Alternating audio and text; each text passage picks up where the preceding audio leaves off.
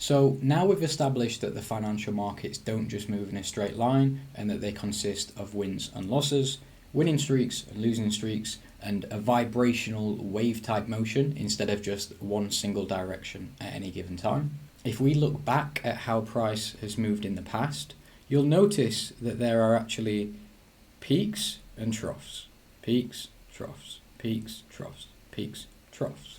So you might be thinking to yourself, well, what if I just deposit here and then withdraw here and then deposit there and then withdraw here and then deposit here, etc., etc.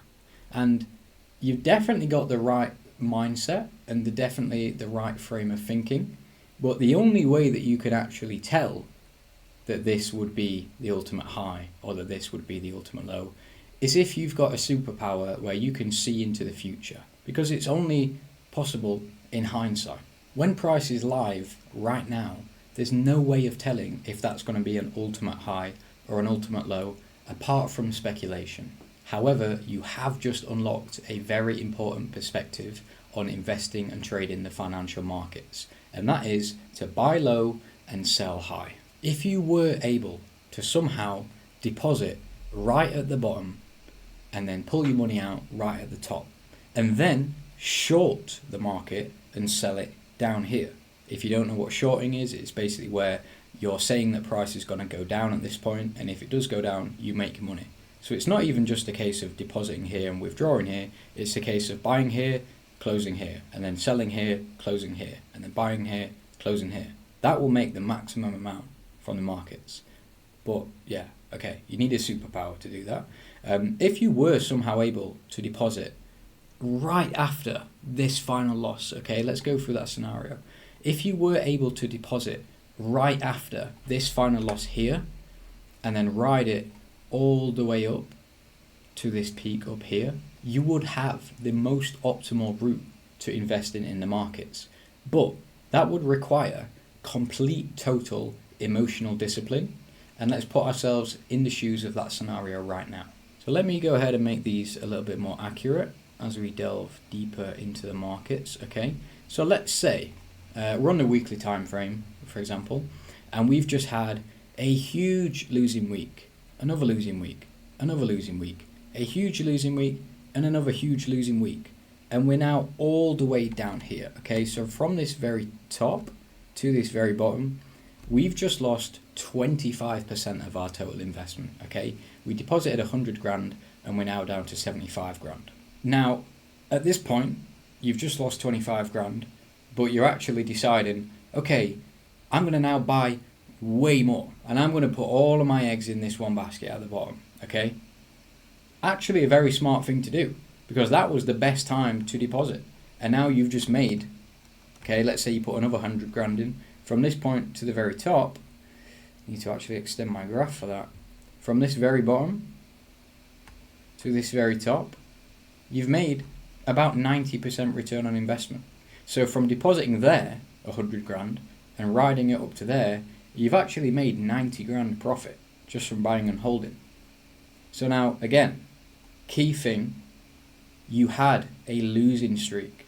1, 2, 3, 4, 5 losing streaks in a row, but the smart thing to do was to actually buy more at that point. Now remember, the beginner's loser's mindset is to say, oh my god, I've just had 5 losing weeks in a row, let me pull all of my money out. And that's why they lose money, because they listen to their emotion and they withdraw after a loss and they deposit after a win. Okay, that same loser would have had this huge winning streak and gone, oh my god, this is the best thing since sliced bread, I'm going to put 100k in here.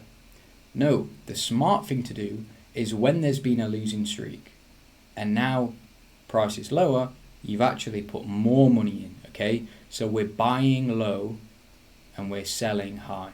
So again, put yourself in those shoes. You're opening up your MetaTrader, or you're opening up your Trading 212 or whatever, and you've seen nothing but back-to-back losses for 5 weeks in a row. Your account is getting beat down. Okay, if you listen to your emotions are telling you, be scared, fearful, depression, this isn't working. and emotionally you want to pull the money out.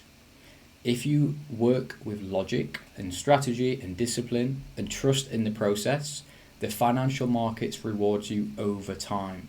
It's the long run where gains are made in the financial markets, not the short term. And it requires you to really participate with logic and not emotion. If you listen to your emotion in the financial markets, you're going to be one of the 4 in 5 people that loses money. If you approach them smartly, correctly, and with logic and discipline, you're going to be one of the 1 in 5 people that makes money from the financial markets. The financial markets are a very good vehicle for transporting wealth from the impatient to the patient over time.